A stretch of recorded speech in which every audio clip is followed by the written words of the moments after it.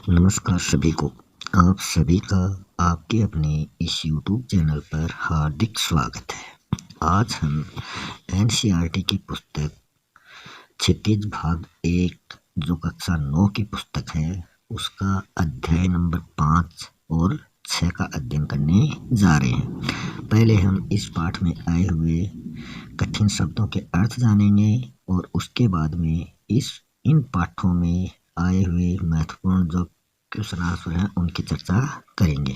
मगर उनसे पहले हम इस पाठ के जो रचयिता हैं उनके बारे में भी जान लेते हैं।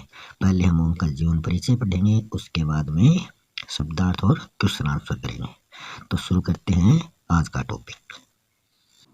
अध्याय नंबर 5 जो है वो चपला देवी से संबंधित है। तो पहले हम इनका जीवन परिचय पढ़ लेते हैं। द्विवेदी युग की लेखिका चपला देवी के व्यक्तित्व एवं कृतित्व के बारे में जानकारी उपलब्ध नहीं हो पाई।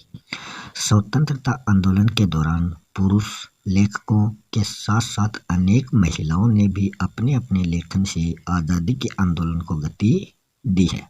कि जिस प्रकार पुरुषों ने गति दी है वैसे ही स्त्रियों ने भी अपनी लेखनी के माध्यम से गति दी है। उनमें से एक लेखिका हुई है चपला देवी। कई बार अनेक रचनाकार इतिहास में दर्ज होने से रह जाते हैं। चपला देवी भी उन्हीं ऐसे इतिहासकारों में मानी जाती हैं।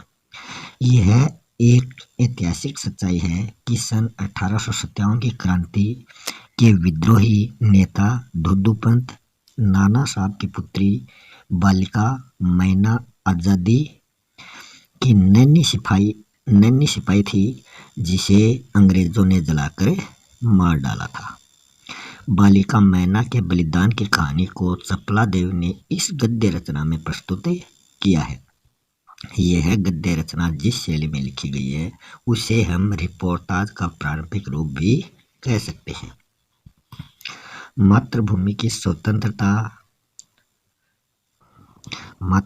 स्वतंत्रता और उसकी रक्षा के लिए जिन्होंने अपने प्राण न्यौछावर कर दिए उनके जीवन का उत्कर्ष हमारे लिए गौरव और सम्मान की बात है। उस गौरवशाली किंतु विस्मृत परंपरा से किशोर पीढ़ी को परिचित कराने के उद्देश्य से इस रचना को हिंदू पंच के बलिदान अंक से लिया गया है। हिंदी गद्य के प्रारंभिक रूप को विद्यार्थी जान पाए इसलिए इस गद्य रचना को मुद्रण और वर्तनी में बिना किसी परिवर्तन के अविकल प्रस्तुत करने का प्रयास किया गया है। अल्पवयस्क का अर्थ होता है कम उम्र, भग्नावशिष्ट का अर्थ होता है खंडहर, इतिहासवेत्ता का अर्थ होता है इतिहास का जानकार। हिंदू जो पंच है वो अपने समय की चर्चित पत्रिका है जिसका प्रकाशन 1926 ईस्वी में कलकत्ता से हुआ था। इसके संपादक थे ईश्वरीदत्त शर्मा। 1930 ईस्वी में इसका बलिदान अंक निकाला गया जिसे अंग्रेज सरकार ने तत्काल जब्त कर लिया। चांद के फांसी अंक की तरह यह भी आज़ादी का एक महत्वपूर्ण दस्तावेज है। इस अंक में देश और समाज के लिए अपनी जान न्यौछावर करने वाले व्यक्तियों के बारे में बताया गया है। अब हम इस अध्याय से संबंधित और जो कठिन शब्द हैं उनके अर्थ जानते हैं, फिर उनके क्वेश्चन आंसर करेंगे।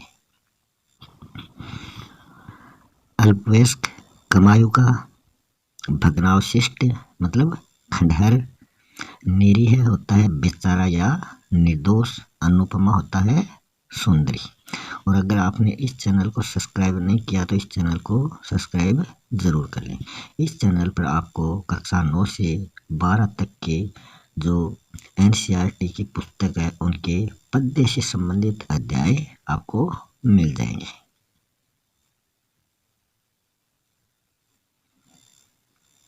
अर्थ का अर्थ होता है दुखी, द्रवीभूत का अर्थ होता है जिसके हृदय में दया उत्पन्न हो। पहला क्वेश्चन है नाना साहब की पुत्री देवी मैना को भस्म कर दिया गया अंश संकलित है। तो ये हिंदू पंच के बलिदान अंक से लिया गया है। बिठूर के राजमहल की रक्षा करने के लिए दुद्दूपंत जो नाना साहब थे उनकी बेटी ने पूछा कि आप इस राजमहल की रक्षा करेंगे, तो वो थे अंग्रेज सेनापति थॉमस हे। उनसे उस लड़के ने पूछा, जिसका नाम था मैना। सेनापति हे को मैना ने क्या याद दिलाया कि हे जो है, सेनापति हे की जो पुत्री थी मेरी और जो मैना थी, ये दोनों बचपन में सहेलियां थी। जब मेरी की मृत्यु हो गई, उसके बाद में उसने सेनापति हे को उनकी जो लिखी हुई चिट्ठी थी वो दिखाई कि वो उनकी लिखी हुई चिट्ठी अभी भी मेरे पास है, वो मेरी सबसे प्रिय सहेली थी। सेनापति हे ने नाना साहब के महल को बचाने की विनती किससे की? उन्होंने प्रधान सेनापति जनरल आउट्रम से विनती की कि इस महल को छोड़ दिया जाए।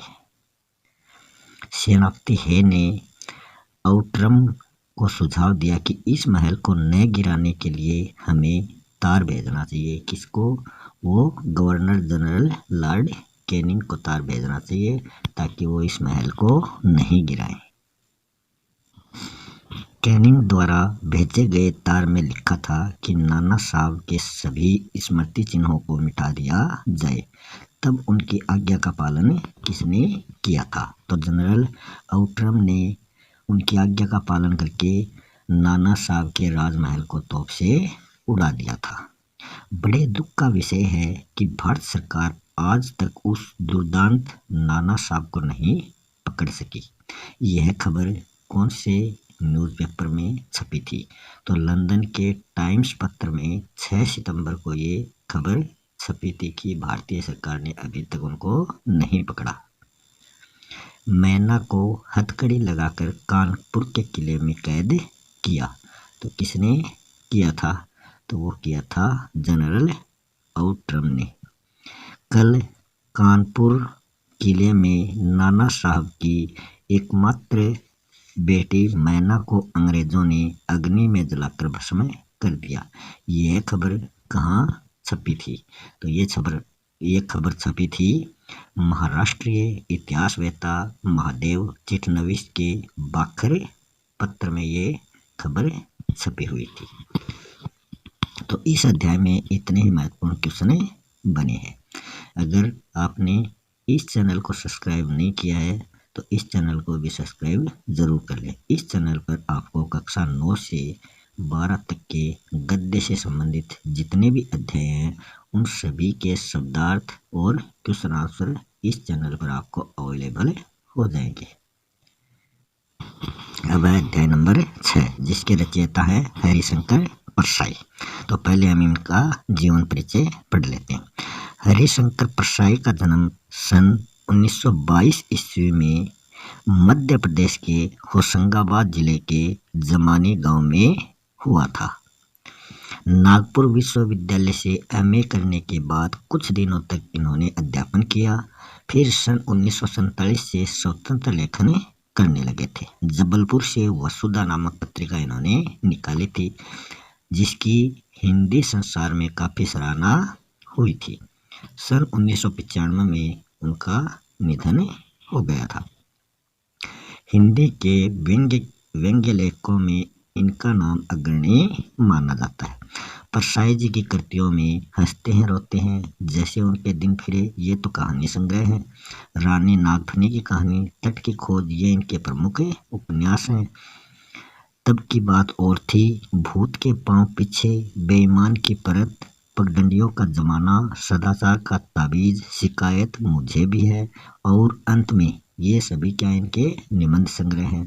वैष्णव की फिसलन, तिरछी रेखाएं, ठिठुरता हुआ गणतंत्र, विकलांग श्रद्धा का दौर, ये इनके व्यंग्य संग्रह हैं। भारतीय जीवन के पाखंड, भ्रष्टाचार, अंतर्विरोध, बेईमानी आदि पर लिखे उनके व्यंग्य लेखों ने शोषण के विरुद्ध साहित्य की भूमिका का निर्वाह किया है। उनका व्यंग्य लेखन परिवर्तन की चेतना पैदा करता है। कोरे हास्य से अलग यह व्यंग्य आदर्श के पक्ष में अपनी उपस्थिति दर्ज कराता है। सामाजिक, राजनीतिक और धार्मिक पाखंड पर लिखे उनके व्यंग्यों ने व्यंग्य साहित्य के मानकों का निर्माण किया है। परसाई जी बोलचाल की सामान्य भाषा का प्रयोग करते हैं, किंतु संरचना के अनूठेपन के कारण उनकी भाषा की मार्ग क्षमता बहुत बढ़ जाती है। इस अध्याय का नाम है प्रेमचंद के फटे जूते। ये जो शीर्षक निबंध है, ये परसाई जी ने प्रेमचंद के व्यक्तित्व की सादगी के साथ एक रचनाकार की अंतर्भेदी सामाजिक दृष्टि का विवेचन करते हुए आज की दिखावे की प्रवृत्ति एवं अवसरवादिता पर व्यंग्य किया है। ये इस पाठ में आए हुए कठिन शब्द हैं, जिनको हम आगे भी देखेंगे। पहले हम ये देख लेते हैं कि इन्हें भी जाने। कुंभन दास कौन थे? तो कुंभन दास जो थे, ये भक्ति काल की कृष्ण भक्ति शाखा के कवि माने जाते हैं तथा आचार्य वल्लभाचार्य के शिष्य और अष्ट छाप के कवियों में से ये एक माने जाते हैं। एक बार बादशाह अकबर के आमंत्रण पर उनसे मिलने वे फतेहपुर सीकरी गए थे। इसी संदर्भ में उनकी कही गई पंक्तियों का उल्लेख लेखक ने प्रस्तुत पाठ में किया है कि आवत जात पगैया टूटी। उन शब्दार्थ के अलावा जो शब्दार्थ है वो है तगादा।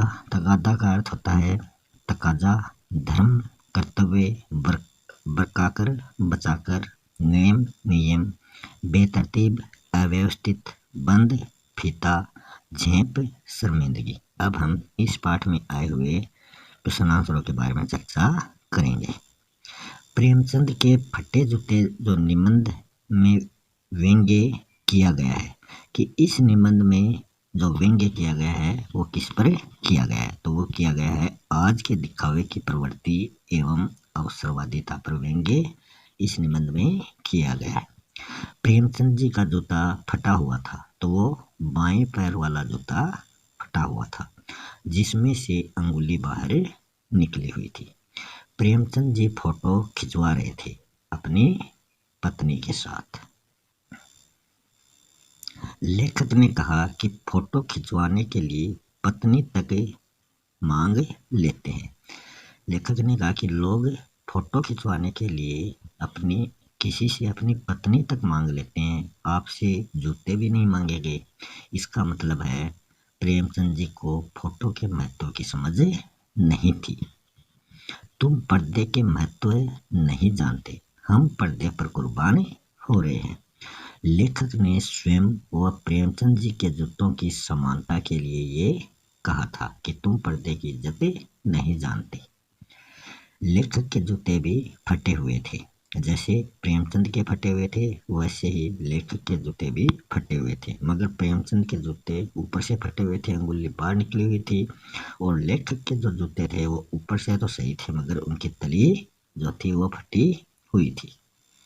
लेखक को प्रेमचंद जी के फोटो की जो मुस्कान है वो कैसी लगी? गोदान, फूस की रात, कफन आदि रचनाओं के पात्रों के समान प्रेमचंद जी की मुस्कान लगी थी। सभी नदियां पहाड़ थोड़े ही फोड़ती हैं, कुछ रास्ता बदल कर भी निकल जाती हैं। इस कथन में लेखक का भाव प्रकट हुआ है, वो हुआ है समझौते का भाव, कि व्यक्ति को कहीं कहीं समझौता भी कर लेना चाहिए। तो ये इस पाठ में आए हुए जो मोस्ट इम्पोर्टेंट क्वेश्चन थे वो समाप्त हो चुके हैं। मिलते हैं नेक्स्ट वीडियो में अगले अध्यायों के साथ, तब तक के लिए धन्यवाद।